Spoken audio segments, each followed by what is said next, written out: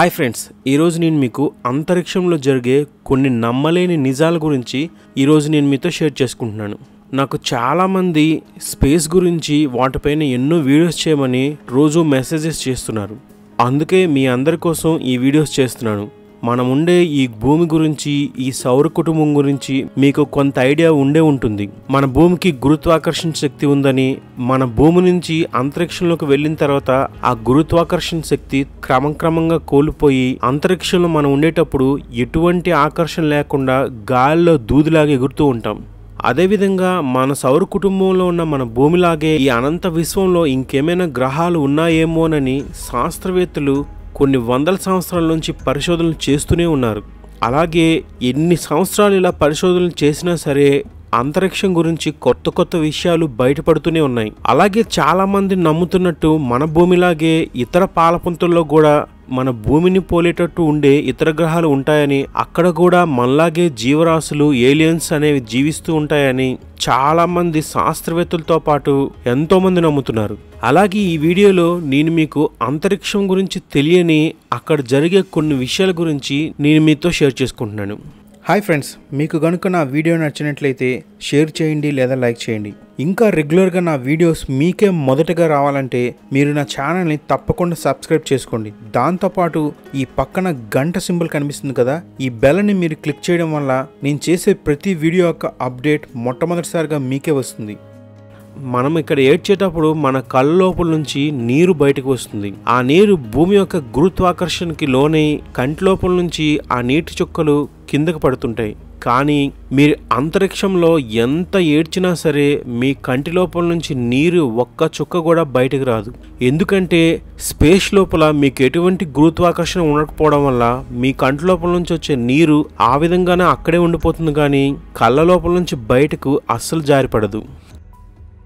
ఇప్పటి వరకు అంతరిక్షంలోకి ఎవరైతే ఆస్ట్రోనట్స్, అదే వ్యోమగాములు మన భూమి నుంచి అంతరిక్షంలోకి వెళ్ళారో వాళ్ళకి అక్కడున్న అనుభవం బట్టి అంతరిక్షంలో, అదే స్పేస్లో ఎలాంటి వాసన వస్తుందంటే వేడిగా ఉండే మెటల్ నుంచి ఏ విధంగా వాసన వస్తుందో అలాంటి వాసన, దాంతోపాటు పంది మాంసాన్ని వేడి చేస్తే ఏ విధమైన వాసన వస్తుందో అలాంటి వాసనతో పాటు వెల్డింగ్ చేసేటప్పుడు ఎలాంటి పొగలు వస్తుంటాయో అలాంటి పొగల నుంచి వచ్చే వాసన లాంటి వాసనలను కూడా ఈ వ్యోమగాములు అంతరిక్షంలో ప్రయాణించేటప్పుడు వాళ్ళకి అలాంటి వాసనలు అక్కడ తెలుసుకున్నారంట.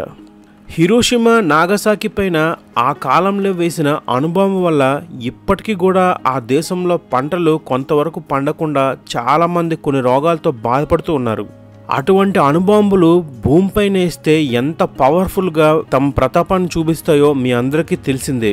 అలాగే ఆ బాంబుల తర్వాత దానికంటే 100 రెట్లు ఇంకా పవర్ఫుల్ ఉండే హైడ్రోజన్ బాంబుల్ని యుఎస్ తయారు చేసింది. కాకపోతే అంత పవర్ఫుల్ బాంబుల్ని భూమిపైన ప్రయోగిస్తే 1-2 ప్రాంతాలతో పాటు దేశాలే నాశనం అయిపోతాయని యుఎస్ ఏం చేసిందంటే 1962లో ఆ 100 రెట్ల పవర్ఫుల్ అయిన ఆ హైడ్రోజన్ బాంబుని అంతరిక్షంలోకి తీసుకెళ్లి అక్కడ పేల్చిందంట. ఆ విధంగా ఆ హైడ్రోజన్ బాంబుని అంతరిక్షంలో పేల్చి దాని యొక్క పవర్ని ఆ యుఎస్ నిర్ధారించుకుందంట. మనం భూమిపైన ఉంటాం కాబట్టి మనకి దగ్గరలో ఉండే సూర్యుడి నుంచి కాంతి వస్తుంది. మనకు తెలిసిన సూర్యుడు కూడా ఇది ఒక్కటే. కానీ భూమి నుంచి అంతరిక్షంలోకి కొన్ని వేల కిలోమీటర్ల పైకి వెళ్ళిన తర్వాత మనలాంటి సూర్యుడితో పాటు ప్రకాశాన్ని ఇచ్చే చాలా సూర్యుడులు కనిపిస్తూ ఉంటాయి. ఆ విధంగా స్పేస్లో ఉండే ఇంటర్నేషనల్ స్పేస్ స్టేషన్ నుంచి అక్కడుండే వ్యోమగాములు ప్రతిరోజు సుమారుగా 15 వరకు సూర్యోదయాల్ని, 15 వరకు సూర్యాస్తమయాల్ని చూస్తూ ఉంటారంట. అవి మన సూర్యుడివి కాకపోయినా దూరం నుంచి కనిపిస్తూ ఉంటాయంట. ఇక్కడ చూస్తున్నారు కదా, ఇదే ఇంటర్నేషనల్ స్పేస్ స్టేషన్. కొన్ని సంవత్సరాలు కష్టపడి దీన్ని అంతరిక్షంలో కట్టారు.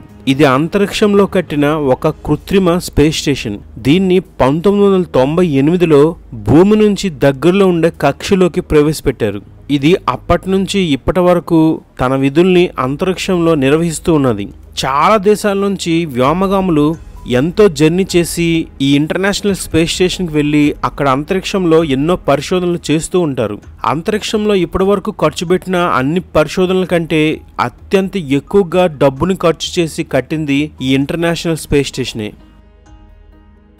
ఈ ఇంటర్నేషనల్ స్పేస్ స్టేషన్లో సుమారుగా 5 బెడ్రూమ్లు ఉండే పెద్ద డూప్లెక్స్లో ఎంత స్పేస్ ఉంటుందో అంత స్పేస్ కేవలం వ్యోమగాములకే వాళ్ళ అవసరాల కోసం లోపల నిర్మించారు. అలాగే ఈ ఇంటర్నేషనల్ స్పేస్ స్టేషన్ అంతరిక్షంలో మన భూమి పైన సుమారుగా 17,500 మైళ్ళ స్పీడ్తో తిరుగుతూ ఉంటుంది. చాలామంది వ్యోమగాములు అంతరిక్షంలోకి వెళ్ళిన తర్వాత వాళ్ళు అక్కడ వాతావరణం బట్టి సుమారుగా వాళ్ళ శరీరంలో 2 ఇంచీల పొడుగు వరకు పెరిగినట్టు వాళ్ళకొక అనుభూతి కలుగుతుందంట. అంతరిక్షంలోకి వెళ్ళిన తర్వాత అక్కడ వ్యోమగాములకి నీటి కొరత చాలా ఎక్కువగా ఉంటుంది. అక్కడ ఉండే వాళ్ళు ఎక్కువగా సాలిడ్గా ఉండే ఫుడ్ని తీసుకుంటారు. అక్కడ ఇంటర్నేషనల్ స్పేస్ స్టేషన్లో అయితే వ్యోమగాములకి ఎవరికైనా యూరిన్ వచ్చిందంటే స్పెషల్ వాటర్ ట్రీట్మెంట్ ప్లాంట్స్ అనే ఒక రకమైన ప్లాంట్స్ అక్కడ ఉంటాయి. వాటిలో మాత్రమే వాళ్ళ యూరిన్ని పాస్ చేయాల్సి ఉంటుంది. ఆ విధంగా వాళ్ళు అక్కడ పోసే ఆ యూరిన్నే తాగే నీటి కింద మార్చే వాటర్ ట్రీట్మెంట్ ప్లాంట్ కూడా ఈ ఇంటర్నేషనల్ స్పేస్ స్టేషన్లో ఉంది. అమెరికాలో వ్యోమగాముల్ని ఆస్ట్రోనట్స్ అంటారు. అలాగే రష్యా నుంచి ఎవరైతే వ్యోమగాములు ఉంటారో వాళ్ళని అక్కడ కాస్మోనట్స్ అంటారు. ఇక్కడ మనం పిజ్జాలు రెడీ చేయాలంటే బన్ తెచ్చి దానిపైన రకరకాల సాసులు, ఇంగ్రీడియంట్స్, చీజ్ అన్నీ వేసి మనకు తయారు చేసి ఇస్తారు. కానీ అంతరిక్షంలోని స్పేస్ స్టేషన్లో వాళ్ళకి పిజ్జా తినాలి అనే కోరిక వచ్చేటప్పుడు అక్కడ పిజ్జాలు ఇన్స్టెంట్గా ప్రింట్ చేయడానికి నాసా 3D ప్రింటెడ్ పిజ్జాస్ అనే ఒక మిషన్ని రెడీ చేసింది.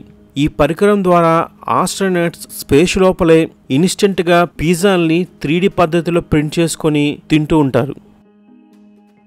ఈ ఇంటర్నేషనల్ స్పేస్ స్టేషన్ మొత్తం ఎంత సైజు ఉంటుందంటే ఒక పెద్ద ఫుట్బాల్ స్టేడియం ఎంత సైజు ఉంటుందో అంత సైజులో ఈ ఇంటర్నేషనల్ స్పేస్ స్టేషన్ని అంతరిక్షంలో నిర్మించారు.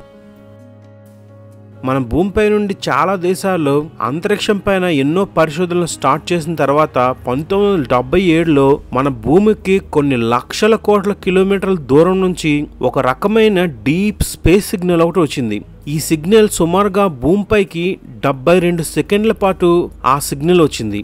అప్పటి నుంచి ఆ సిగ్నల్ ఎక్కడి నుంచి వచ్చింది, ఎవరు పంపించారు, దాని యొక్క అర్థం ఏంటో, ఎందుకు అది భూమిపైన ఉన్న రాడార్లు క్యాచ్ చేసిందని అనే విషయాల్ని ఇప్పటికి కూడా శాస్త్రవేత్తలు కానీ దానిపై పరిశోధించిన వ్యోమగాములు కానీ చెప్పలేకపోతున్నారు. కొంతమంది శాస్త్రవేత్తలు వ్యోమగాములు వేసిన పరిశోధనల ప్రకారం చూసుకుంటే అంతరిక్షంలో చాలా లోపల ఏదో ఒక ప్రాంతంలో భూమిపైన ఉండే అన్ని సముద్రాల కంటే 140 ట్రిలియన్ల ఎక్కువగా ఉండే ఒక పెద్ద వాటర్ రిజర్వాయర్ అంతరిక్షంలో ఏదో ఒక చోట ఇప్పటికీ ప్రవహిస్తున్నదంట. మన సూర్యుడు ఎంత వేడిగా ఉంటాడో మీ అందరికీ తెలుసు.